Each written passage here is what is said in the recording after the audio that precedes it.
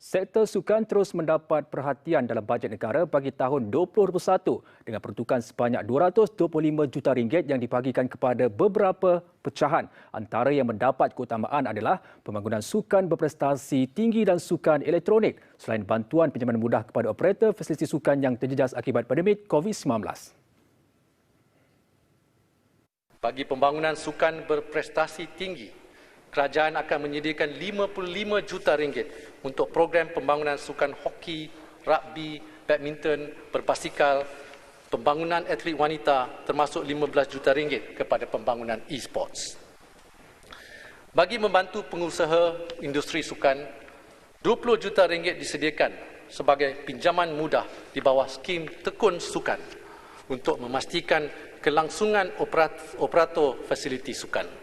Dalam pada itu, kerajaan memperuntukkan RM19 juta bagi melaksanakan agenda Nasional Malaysia Sihat bagi memantapkan gaya hidup sihat. Sebanyak RM28 juta juga disediakan untuk melaksanakan program MyFit, Hari Sukan Negara dan program Inspire bagi komuniti OKU. Sementara itu, RM103 juta lagi disediakan bagi membina, menaik taraf dan menyelenggara kemudahan sukan seluruh negara. Dalam situasi sukar pandemik COVID-19 yang merencatkan perkembangan sukan tanah air ketika ini, peruntukan sukan pada Belanjawan 2021 dilihat cukup prihatin meneruskan kelangsungan industri sukan negara. Ia hampir meliputi semua aspek dan paling utama sudah pasti pembangunan sukan prestasi tinggi.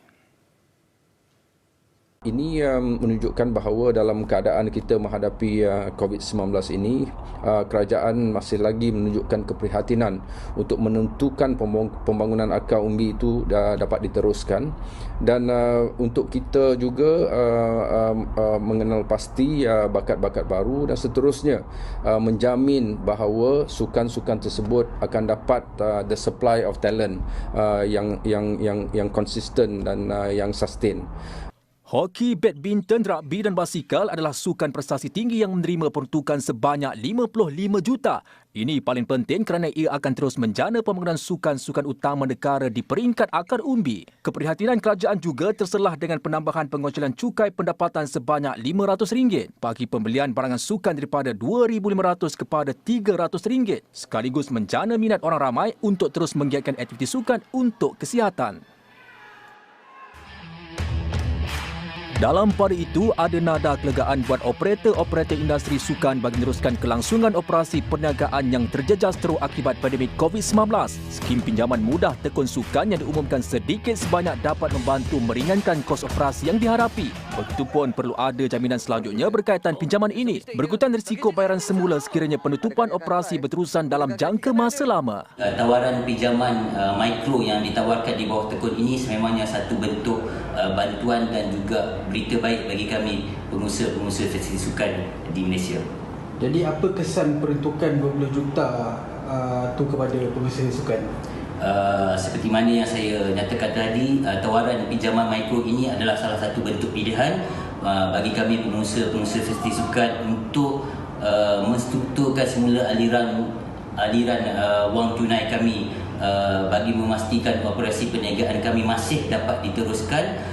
Saya rasa ia adalah satu short term solution. Saya berkata demikian kerana buat masa ini kami operator fasiliti masih belum tahu bila kita boleh beroperasi semula seperti biasa. Jadi jika kami membuat pinjaman, kami perlu tahu apa repayment terms dia, apa interest dia.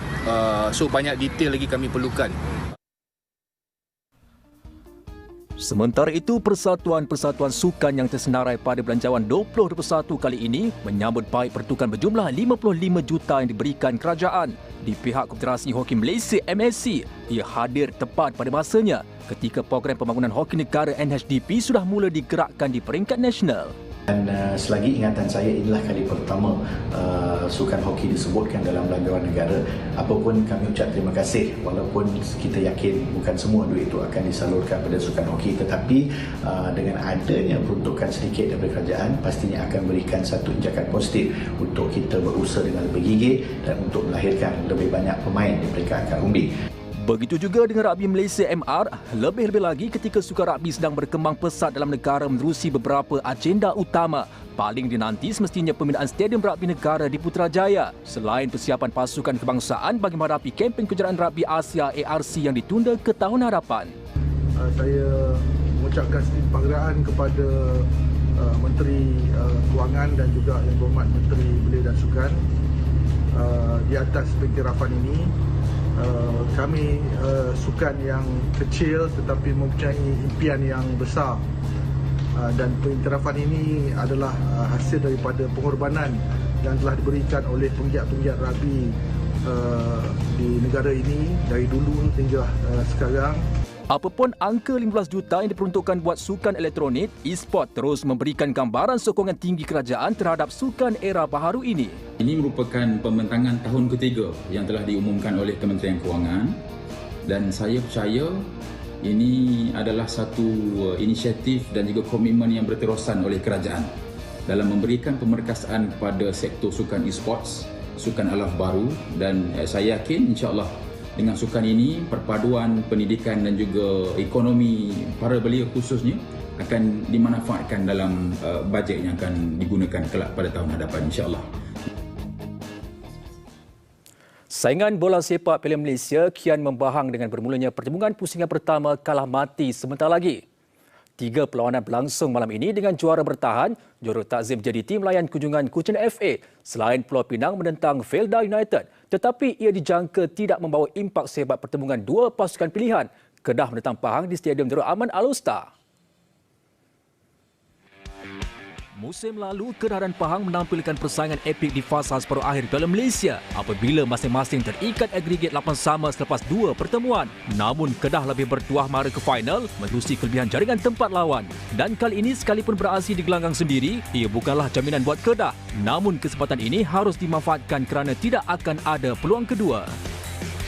We know that it will not be easy, but we are at home. Long time we didn't play on this stadium. We play only one major since let's say 6 months now. So we are happy to play here, and we'll do everything to get the win.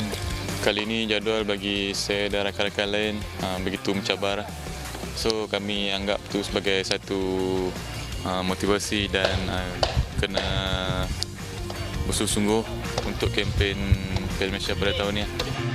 Kali terakhir skuad Langit Merah beraksi di Stadium Darul Aman adalah 5 September lalu ketika menentang PJ City sebelum terpaksa beraksi di gelanggang berkecuali berikutan perintah Kawalan Pergerakan Bersyarat PKPB di Kota Star. It's nice to be back, but that doesn't mean it's a guaranteed you can win the game, because we have shown that when we play outside we still can get good points to win. So definitely same Pahang will do the same thing. They try to do their best and try to win, but for us we just have to focus what we can do and do the best and enjoy the game. Sekiranya berjaya mengatasi Pahang, lawan mencabar terus menanti Kedah iaitu pemenang pertemuan juara 33 kali Piala Malaysia, Selangor yang akan menentang Melaka United Ahad nanti.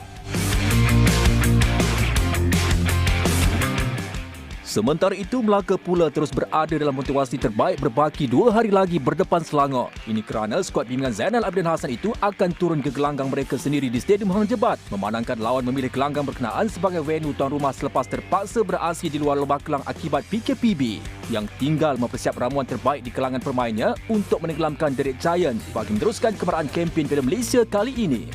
Saya tak nafikan kita bertentang dengan Gegasi yang 33 kali dah pernah juara Piala Malaysia, tapi bagi saya pemain-pemain kami telah bersedia dan juga imbas kembali di dalam liga bertemu Selangor, pemain-pemain pun telah menunjukkan mutu yang terbaik. Tetapi dengan jurulatih baru dari Selangor, saya tahu taktikal pun akan berlainan.